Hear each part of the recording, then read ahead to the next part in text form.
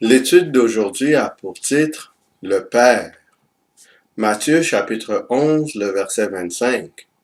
En ce temps-là, Jésus prit la parole et dit « Je te loue, Père, Seigneur du ciel et de la terre, de ce que tu as caché ces choses aux sages et aux intelligents, et de ce que tu les as révélées aux enfants. » Jean chapitre 20, le verset 17. Jésus lui dit, « Ne me touche pas, car je ne suis pas encore monté vers mon Père. Mais va trouver mes frères, et dis-leur que je monte vers mon Père et votre Père, vers mon Dieu et votre Dieu. » Matthieu chapitre 28, le verset 19. Allez, faites de toutes les nations des disciples, les baptisant au nom du Père, du Fils et du Saint-Esprit. Le Père est à la fois Seigneur, à la fois Dieu, et possède la pleine autorité. Le Père fait partie de la famille divine. Il est communément appelé la première personne de la Trinité. Il est une personne distincte du Fils et du Saint-Esprit. En effet, le Père possède une identité qui lui est propre. Il travaille en harmonie avec le Fils et l'Esprit Saint pour le salut de l'humanité. Daniel chapitre 7, les versets 9 et 10. Je regardai pendant que l'on plaçait des trônes, et l'Ancien des jours s'assit. Son vêtement était blanc comme la neige, et les cheveux de sa tête étaient comme de la laine pure.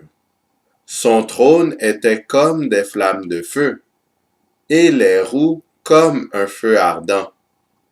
Un fleuve de feu coulait et sortait de devant lui. 1000 milliers le servaient, et 10 000 millions se tenaient en sa présence. Les juges s'assirent, et les livres furent ouverts. Le Père est appelé ici l'Ancien des jours.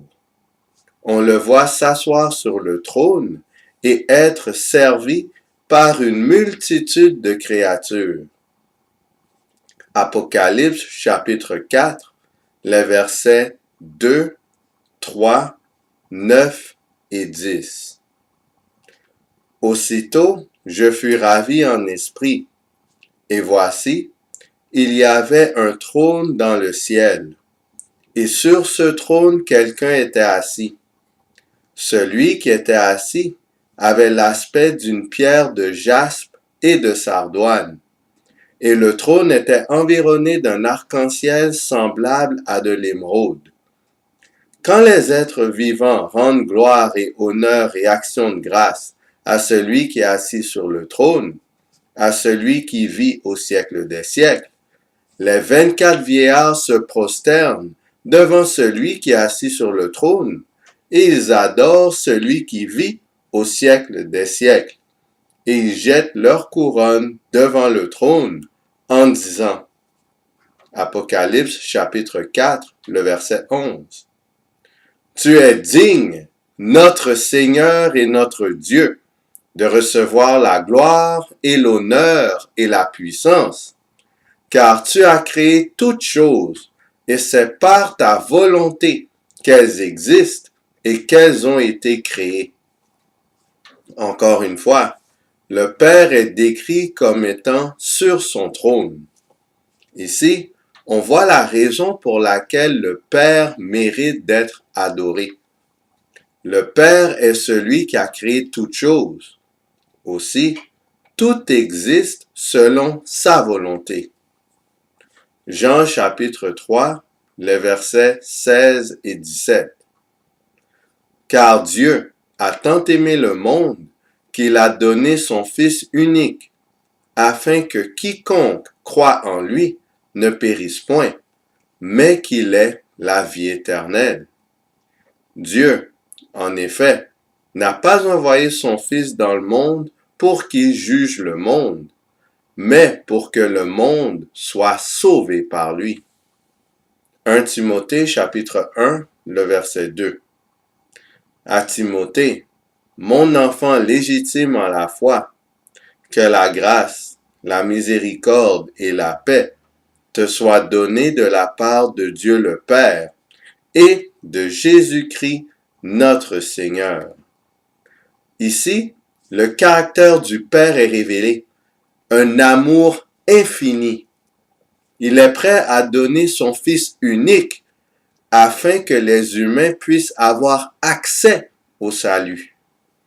En vertu du sacrifice de son Fils, le Père donne aux croyants la grâce, la miséricorde et la paix.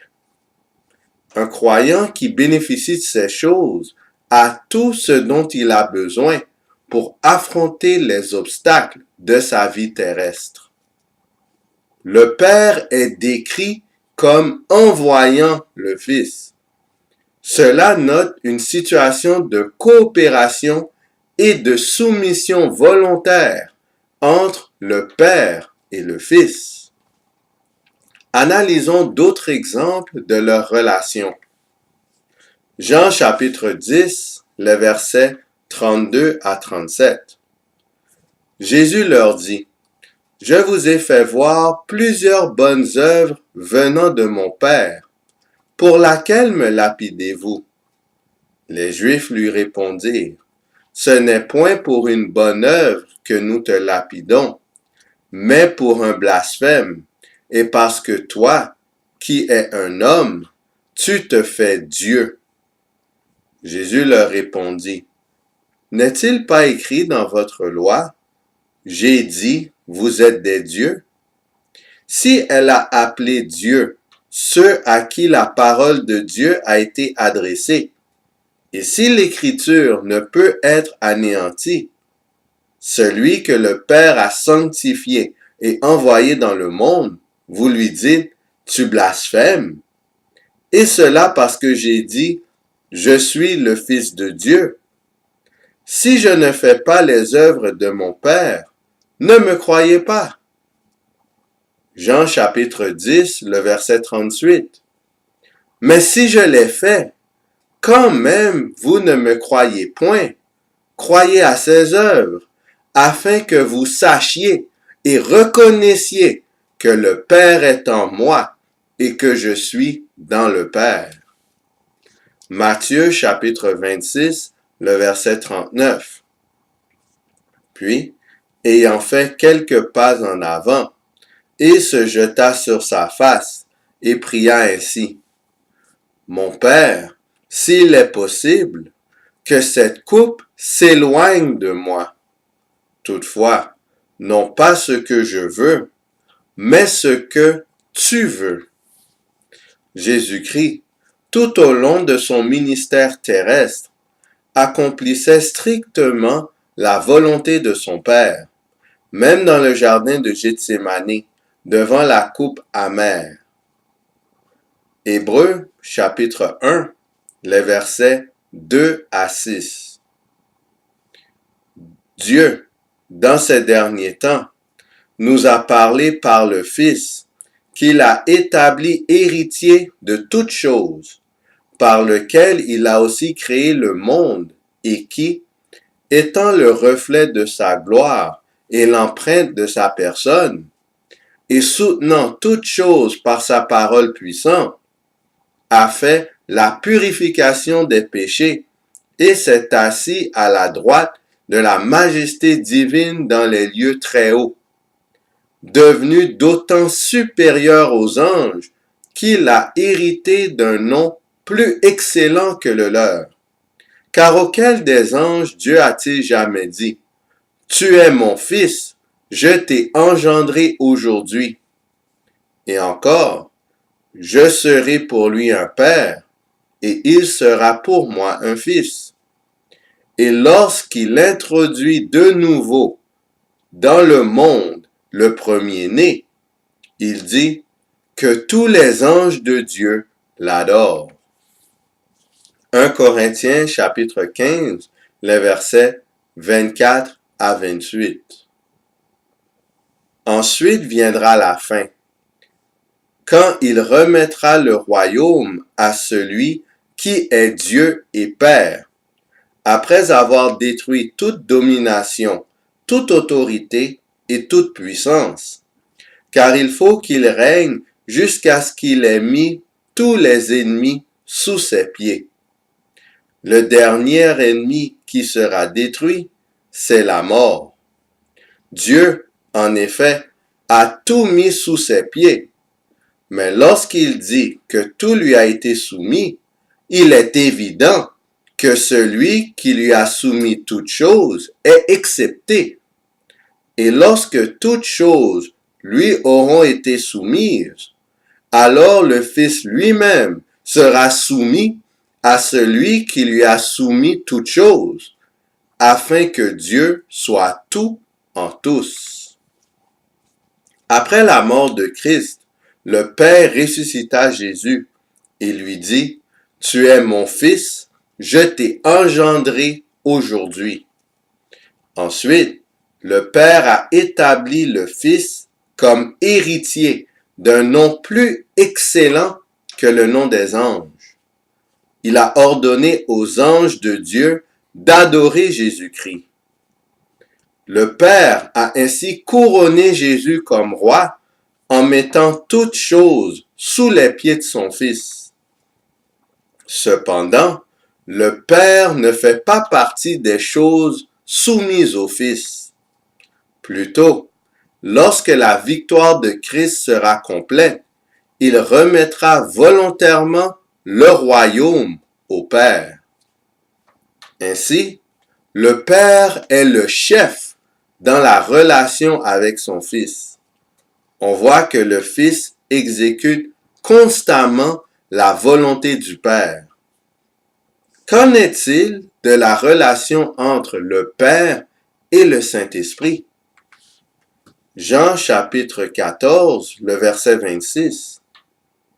Mais le Consolateur, l'Esprit Saint, que le Père enverra en mon nom, vous enseignera toutes choses et vous rappellera tout ce que je vous ai dit. Le Saint-Esprit est également envoyé par le Père. De ce fait, l'Esprit Saint agit également selon le mandat donné par le Père. Jean chapitre 16, le verset 13. Quand le Consolateur sera venu, l'Esprit de vérité, il vous conduira dans toute la vérité, car il ne parlera pas de lui-même, mais il dira tout ce qu'il aura entendu, et il vous annoncera les choses à venir. Le Saint-Esprit, dans l'accomplissement de son mandat divin, se préoccupe strictement d'exécuter l'ordre qu'il a entendu. Cela est semblable au Fils qui se soumet volontairement à l'ordre du Père. Le Père est ainsi, en ce sens, le chef du Saint-Esprit. Il faut comprendre que cela n'enlève aucunement la puissance, l'autorité, ni la divinité du Fils, ni de l'Esprit Saint. Le fait que ces deux individus choisissent volontairement de suivre l'ordre du Père est un modèle parfait de collaboration familiale. Similairement, lorsque l'être humain fut créé, c'est Adam qui avait exercé le rôle de nommer les animaux dans le jardin d'Éden. Cela n'enlève rien au fait que Ève, au même niveau qu'Adam, était créée à l'image de Dieu.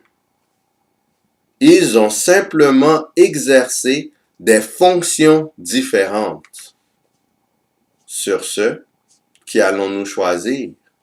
Est-ce qu'on choisit le camp de l'agneau, la famille divine, ou est-ce qu'on choisit le camp du serpent, la famille diabolique? Que le Seigneur nous pousse à choisir de nous tourner vers Jésus-Christ et par extension vers le Père céleste qu'il a envoyé mourir pour nous. car nous savons que le Père, en tant que chef, a été prêt à sacrifier ce qu'il a de plus précieux, son Fils, et de ce fait, il est digne de confiance. Alors, mettons notre confiance en Dieu le Père, Dieu le Fils et Dieu le Saint-Esprit, afin qu'en bout de ligne, nous puissions franchir le paradis. Que le Seigneur nous garde.